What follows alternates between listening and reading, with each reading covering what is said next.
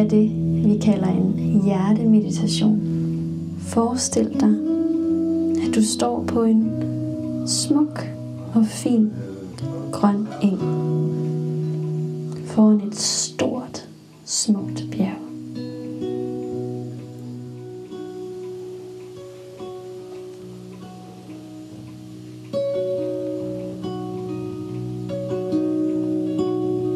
Hej,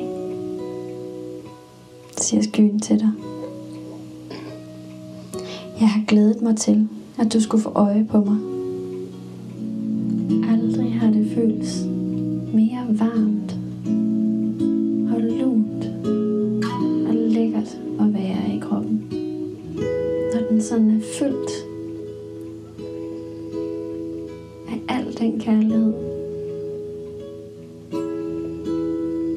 som er tilgængelig lige der i din sky og helt ned til dit hjerte.